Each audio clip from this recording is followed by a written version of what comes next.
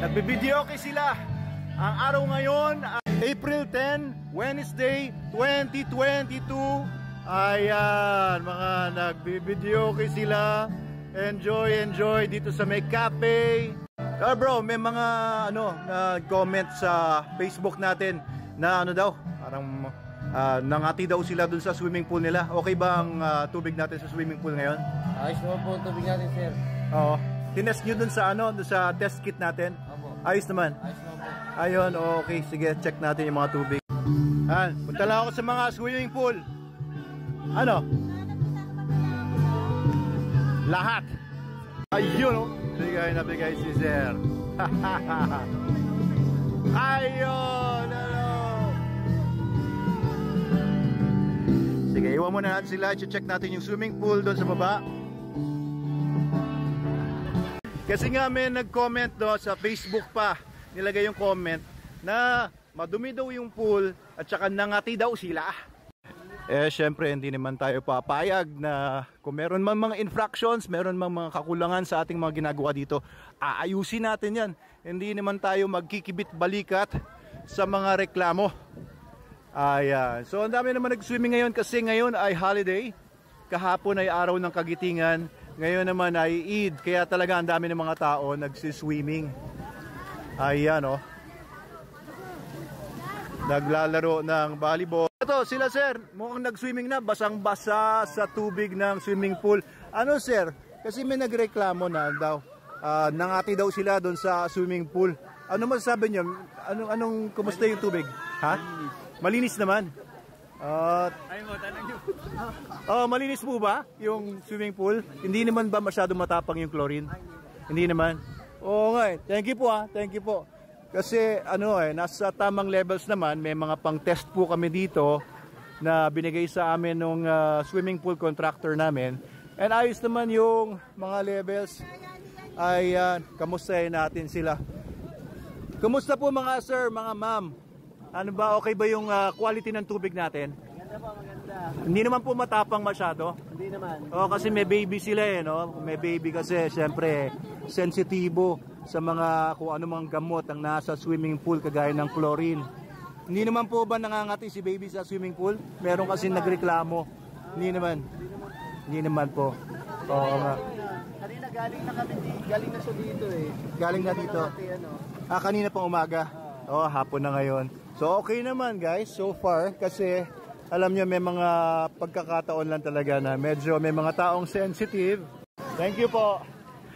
Ayan, so may mga taong sensitive lang talaga yung balat, Hindi naman natin maiiwasan na merong mga sensitive sa chlorine.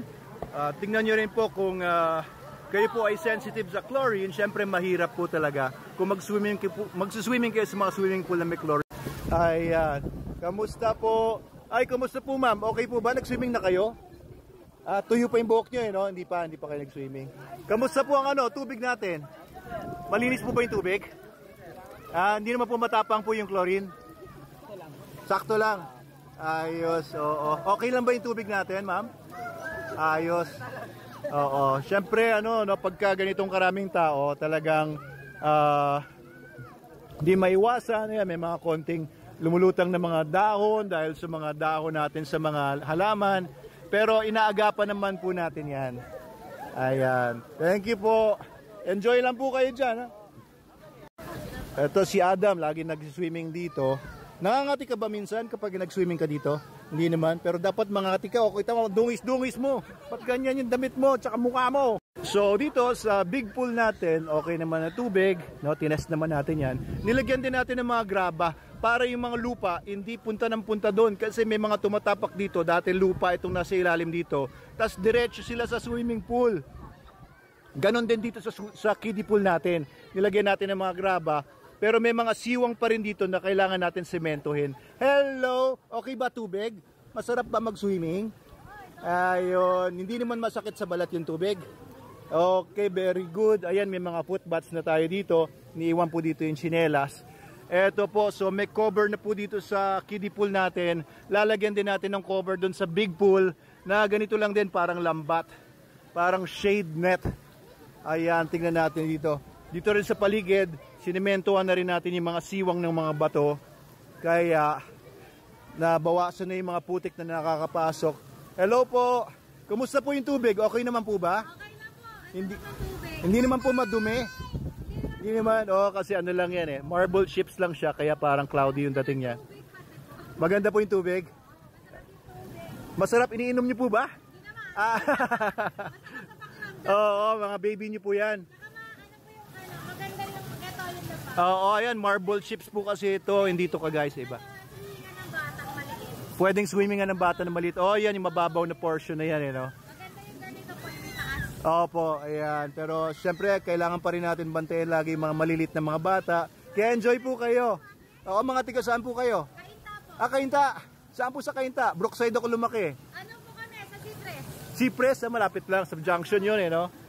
Ayan, sige po, enjoy po kayo. Ayun, lagi naman naglilinis ang ating mga bantay. Meron po tayo dito mga lifeguard. Ayan, naglilinis din si Pugo, si Kuya William. At dito sa big pool natin, meron din tayong mga tigalinis dyan and mga lifeguard.